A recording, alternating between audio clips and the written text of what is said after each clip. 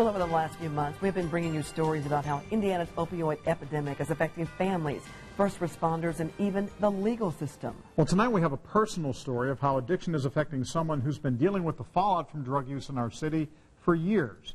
But this one hit him much closer to home. 911. I need an ambulance. My son's not breathing. Christy Nelson made that 911 call on January 14th, 2009, when she discovered her son's lifeless body.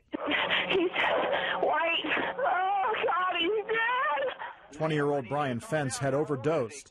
How he got to that day is a familiar story for many others who get hooked on opioids.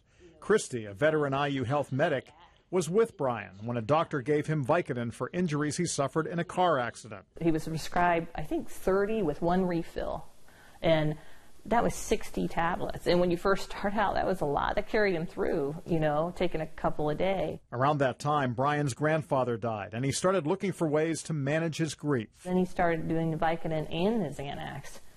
And then, I thought it was pretty much over several months after that. And that's when it started becoming, he needed more and more. He tried rehab, but it didn't stick. His desire for the drugs won out over his desire to stay clean. But here's the twist. His stepfather was Marion County Superior Court Judge William Nelson, a man who has been on the bench for 2 decades and who handles drug-related cases almost daily. I treated drug addicts like they were criminals. But now his stepson was the addict, and while they didn't know it, he began stealing from his parents to buy drugs. They say he diverted mortgage payments and cleaned out their retirement accounts. We lost about $60,000 in IRAs. In a year? In a year. Not to mention the IRS issues involved with cashing in retirement accounts. They almost lost their family home, but they gained more compassion for people addicted to opioids. This from a judge who threw the book at drug addicts in his courtroom for years. I'm more patient. I'm more treatment-oriented. I'm more, let's try to help these people than punish them. And he also uses his personal experience to help. The judge keeps a memorial picture of his stepson with him on the bench and shows it to young people who appear in his court for drug-related crimes.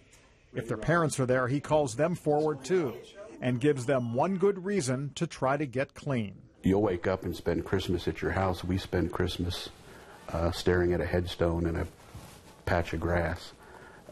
We spend birthdays every holidays doing that. Don't make your parents do that. The Nelsons also tell their story at high schools and community meetings across central Indiana. And their message is simple. If this can happen in a family with a medic and a judge, it can happen in your family too. You can read more about the story and see how the federal government is trying to address the opioid crisis at WTHR.com/addicted.